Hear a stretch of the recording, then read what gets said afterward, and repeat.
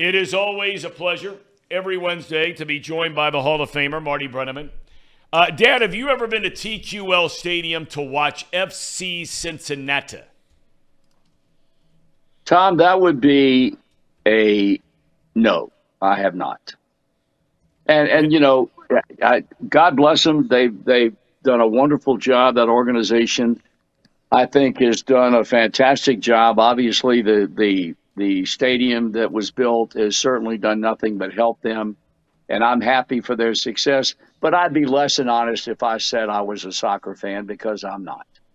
I never have been since you and Dawn played. I was less so when Ashley played. I was less so when Aiden played. And Luke and Ella. I'm just not a soccer fan. I have a hard time getting my head around a sport that rarely, if ever, scores. And so I'm just not a fan. But I'm happy for the success they've had as far as the city is concerned and as far as the organization is concerned. Yes, they have put together a winning team in a very short amount of time. 2 years ago, they were the worst team in the league. And now all of a sudden last year, Eastern Conference Finals, this year among the best 2 or 3 teams in the league. Maybe we ought to get down there one night. Well, we'll see about that. Okay. All right. The team you have paid close attention to, the Cincinnati Reds, with a win today, would finish a 4-2 road trip. Brandon Williamson last night. You know, baseball is such a funny game. I mean, you've seen thousands of these guys. I've seen hundreds of these guys where they bring them up from the minor leagues. He was the big piece in the Seattle deal that sent Suarez and Winker to the Mariners. Correct. And he was not having a good year in AAA. He was having a hard time throwing strikes. You'd have never known it last night. I tell you, he was impressive. He was as good as I've seen. You know, we talk so much about Greene and we talk so much about Lodolo and also Ashcraft. That kid last night was front and center from the first pitch that he threw, which was a call strike. He was around the strike zone all night long, even though he did walk 2 batters, as you stated. I really, quite honestly, had a problem with David Bell not giving him one more hitter to face, because had he done that and he had gotten the out, he would have won the game. I thought the hook was way too soon. I'm sure that the manager of the Reds has a relatively thought out reason why he took him out. Probably the answer would be because I didn't want him to be put in a position where he could lose the game. And that's always a fallback answer, whether you agree with it or not. But I thought he should have been left out there to try and get one more out. You know, don't you think it's a little ironic? And I didn't think of this until you just said that last sentence. Isn't it ironic? And I made the comment yesterday, Dad, you know as well as I do. You can have all the analytics people in the world tell you that wins don't matter when it comes to a starting pitcher, as this game has evolved where guys are going 5 innings, and most of the guys in the bullpen, in a lot of cases, are getting the decision win or lose. But I find it sort of hypocritical is not the right word, but for a franchise, and all franchises are like this to a greater or lesser extent, where they rely on analytics and all that kind of thing, that all of a sudden you would then turn around and say, well, I don't want the guy to lose the game. I mean, once he gives up the home run, he's already behind in the game.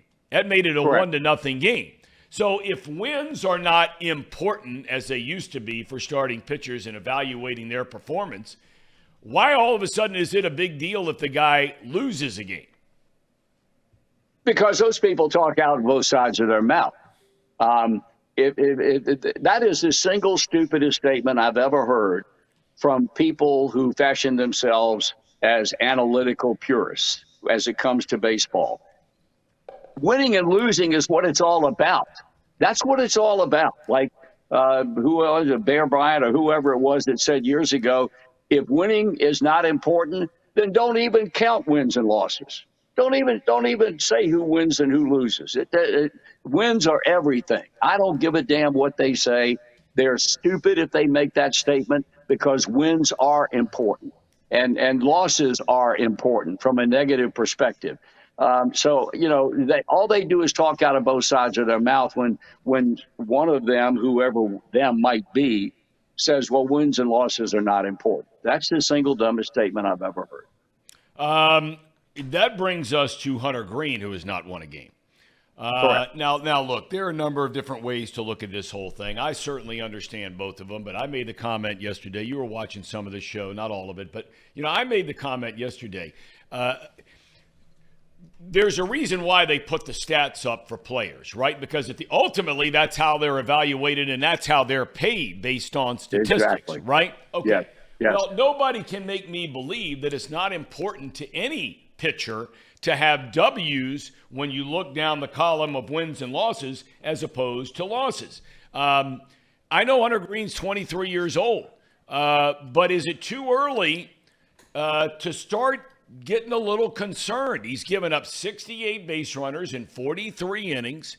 You can always fall back on, he's young, they're growing pains, and all those things are true. But for you, is there reason yet to be a little concerned about Hunter Greene? Yes, I would be. 23? Yes, I certainly would. And I realize the kid had Tommy John surgery and he's had to overcome some physical problems that probably, and we'll never know, but he probably would have gotten to the big league sooner than he did. Or if he didn't and he never had the Tommy John problem, he probably would have been more mature when he got to the big leagues. I think definitely there is a reason to be some concern. Are you going to jump off bridges and that type of thing right now? No, I don't think so. I don't think it's way too early for that. But I still believe that they had need. And if they say there is no concern at all, this is all a part of the learning process, I don't believe that crap. I don't believe that at all. They're talking about this kid being the face of this franchise, and he's got everything going for him, as we've talked before. He is incredibly articulate. He's a nice-looking kid. He's got the whole package, but he's got to go out and he's got to win. He's got to pitch well. He can't pitch 4 1/3 or 5 innings and throw 98 pitches. He can't do that, and eventually reach the position in his career where he will be compared with people like Verlander and DeGrom and people like that, the current crop of pitchers. I think there's definitely a reason. The one thing I'm always mindful of when I watch him pitch is what my dear departed friend Joe Morgan used to say: it doesn't make a single bit of difference how hard you throw it up here. We are going to figure it out. And if you keep throwing that number one pitch, we're going to continue to hit it in the seats. And I think that Hunter Greene is a poster child right now for that statement. He gives up a very high number of home runs. He throws too many pitches. Yes, I think there is a reason right now to be a little bit concerned. You know, the thing that troubles me the most, and I know it does you, you've talked about it before, is that, it seems like every game is the same game over and over and over. It's 100 pitches by the 5th inning. It's one very bad inning, seemingly every start that he has.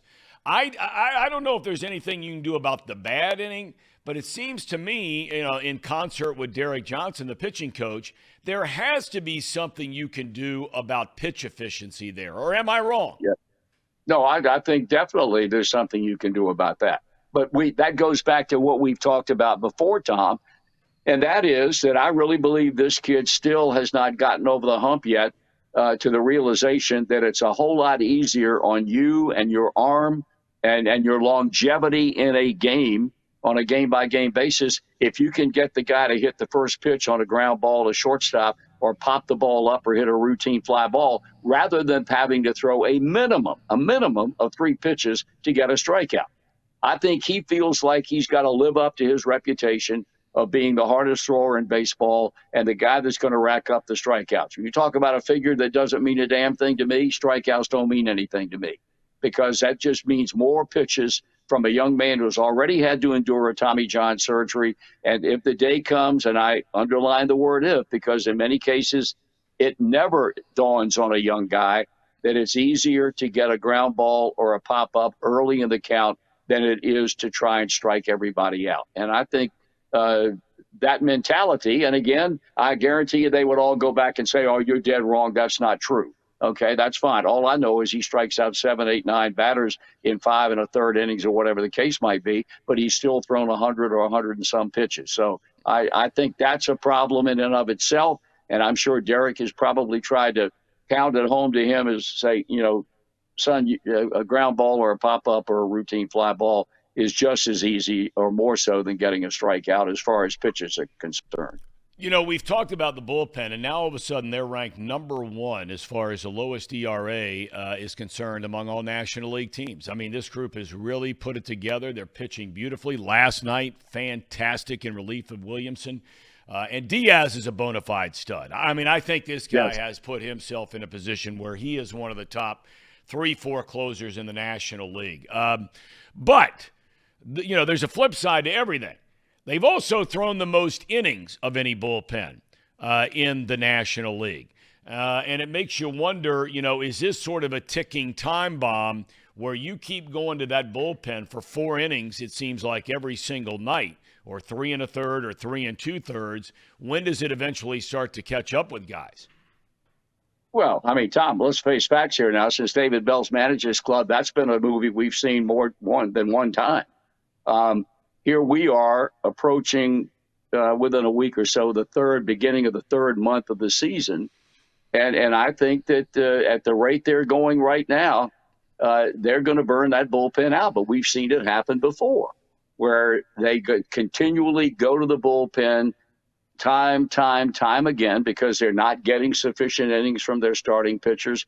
And these young men, I feel bad for them because I think by the time July rolls around or August, they're going to be spent. And there are only so many times you can go down to Louisville and call up kids to come up here and replace guys that go on the disabled list for whatever the reason that didn't make the club to begin with. So I think it's an ongoing problem, and I think it has been a consistent problem for this club for the last 3 years. You bring up David Bell, and I'm not going to get into with you whether or not we think that this guy's a good manager, a bad manager, whether he should stick around, whether he should be extended, whatever it might be. But the bottom line is his contract is up at the end of the year. And there's a lot of talk about, will the Reds stay with him once they start to bring all these young guys up, and we've started to see it and all that kind of thing. But I talked to a couple of people inside the Reds organization that tell me that, there's this sort of not necessarily, pitting one another, but the situations are reality. You've got an organization that realistically is looking at another year or two and bringing guys up and developing players and all that kind of thing. But you got a guy who's trying to hang on to his job as a manager of the team who feels like he needs to win right now or not lose 90 or 95 games to keep his job. I wonder if there's any of that kind of thing going on inside the organization right now. Yeah, I would have to think so. But also I think what you just said about, and I think it would be human nature if you or me or whoever was managing the club and that you may be skating on thin ice, you're going to do what you feel like you have to do to put yourself and the team in the best position of winning. And if that means going to guys that maybe under a normal set of circumstances you wouldn't go to as quickly, I think that all factors into this whole situation. And so it's a tough call, but at the same time, it's something that I think from a realistic perspective, the powers that be have to face facts and have to deal with this situation in the best manner that they see to do. The guy, they bring up Matt McLain since you were last on the show, and he's off to a very good start in just his first couple of games in the big leagues, getting starts the last couple of games, hits the last couple of games, RBI last night to drive in a big run in the 8th inning. With all of the different middle infielders this organization has acquired, either drafting in McLain's case or trading for in other cases, when all is said and done, if guys turn out to be who you think they might be. And I'm not talking about going to the Hall of Fame. I'm just talking about really good everyday major league players. If everything were to play out that way, do you think ultimately De La Cruz ends up being the shortstop, McClain goes to second base, or do you think McClain ends up being I know you don't have a crystal ball. Maybe it's an unfair question, but how do you think all that ends up shaking out? Well, however it shakes out, the biggest question is Jonathan India. Yeah. And what the heck they're going to do with him. I made the point to you, I think last week, somebody came out with a comment before McClain got called up about, he's made all of his errors at shortstop while playing at Louisville. He's made none at second base. Maybe the club would be inclined to move him to second base eventually when he got to the big leagues. But we don't know whether Jonathan India can play anywhere else. Well, you should have figured that out in spring training. You should have had Jonathan India in left field in spring training just to see how he would be able to acclimate himself to that position. They sure as hell didn't have any problem doing it with Nick Senzel when they were drafted and signed him. So why in the world would you not have taken the opportunity then as you look down the road as to what was going to happen when Matt McClain and or De La Cruz and the kid Marty, who's having a great year at Double-A Chattanooga, when they get to the point where they can play big league baseball. I think to award De La Cruz, automatically award him shortstop, is a little premature because I think they still have to deal with the fact that can we run out a young man, no matter how talented he is, at 6 feet 5 inches tall to play shortstop, or it's never happened before. As opposed to moving him into center field to take advantage of his incredible athleticism, his ability to run, his ability to throw. They've got a whole lot of questions that they have to answer because their philosophy, as we have stated in the past, come draft day, is to draft as many shortstops as we can because they are the most athletic. They play the most athletic position there is on the field, and they have the ability to move to other spots if the necessity arises. I don't know what's going to happen to Matt McClain. I think that they're doing exactly what they need to do when they brought him up, and that's to play him every day. And they were very assertive in making that statement. So now he's at shortstop. Now he's made the plays. When De La Cruz's turn comes, then they're going to have a major decision at that point. And again, the guy that you have the largest question mark over his head happens to be Jonathan India because he is not a good defensive second baseman. And he could either find a position that he could play, and I think they would prefer left field more than anywhere else if he leaves second, or let's face facts, they could trade him and probably reap some benefits from doing that if the decision ultimately was reached that there is nowhere else for him to play, but we have to play Matt McClain over there because he's better defensively. Tom, this is a bad defensive team. So they can't continue to bring people up there and play them in positions that they can handle defensively, or in India's case, continue to play him at second base when they have to know in their heart of hearts, unless he can show massive improvement, which he's not been able to do in, 2+ years now, then we have to move him somewhere else if there's somewhere else for him to play. You know the guy that, and this is the last thing I want to ask you about, you know the guy that it's something in the back of my mind, and I think you're going to vehemently disagree with this, which is fine. It was 2021, and here we are just in the first month of the 2023 season. In 2021, we were talking about Jose Barrero, much like we're talking about Matt McClain. They brought Jose Barrero through 4 levels of baseball in less than a year and a half. In 2021, this guy went from single A to double A, and they brought him to the big leagues when he wasn't ready. But the last full season that he got, 300 or more at-bats at one level, the guy hit 19 home runs. He knocked in 66 runs. He had an on-base percentage of .380, and he hit over 300. That's a year and a half ago. And now all of a sudden it looks like he has just been cast to the side at fewer than 400 major league at-bats. He's still he's a year older than McLean. I just wonder if maybe, and look, you may disagree. I just wonder if maybe they have cashed in the chips already on Barrero a wee bit early. You buying that or no? I don't think so. I don't. I really don't. I think that and I agree with everything you said. The great year he had, but I also think there are some players that can't play in the big leagues. I think there are some players that can beat the hell out of the baseball at every level of minor league ball that there is. But once you get to that top level, they either become very average players and they end up being extra men, or they simply can't cut it at all. And I think that this club has given Jose Barrero, they have gone the extra mile as far as I'm concerned with him, just like they did with Aristides Aquino. They kept him too long. People, they look like you were stupid if you could say this guy can't play in the big leagues. And we're finding that out to be the case now, and they probably hung on to him a year too long.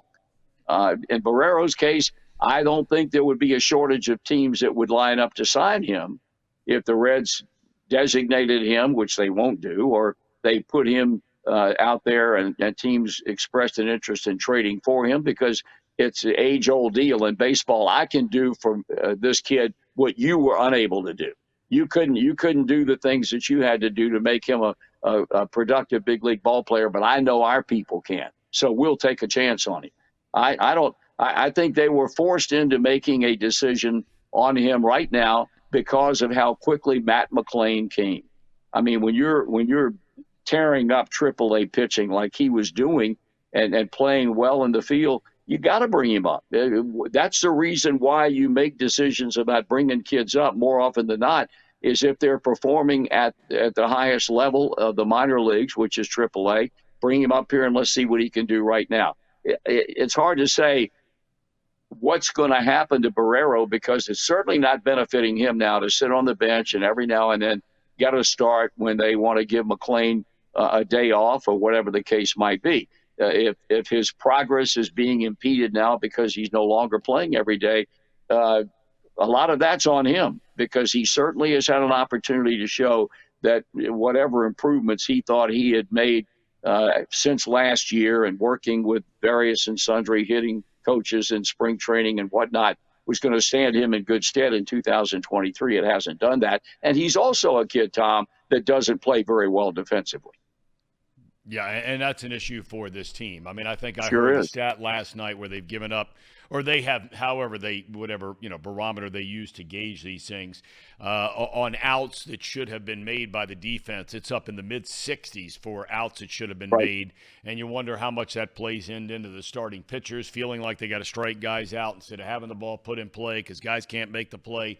It goes on and on and on and on. But the bottom line is, I mean, here we are with the Yankees coming to town over the weekend. And the bottom line is they have been far better. Are you going down there this weekend? I'll be there Sunday afternoon. Wow. Better have a parade down there. What's so well about that? Well, I mean, don't you think, Casey, if the Hall of Famers going down to a game down there, they ought to have a little parade down maybe Joe Nuxall Way or something? Oh, absolutely. Nah, they don't care about me anymore. I just show up every now and then, That's fine with me. I'm good with that. Before I go. Yeah, but you're not sitting with a common man. You're not sitting with a common man at that ballpark on Sunday. Yes, I am.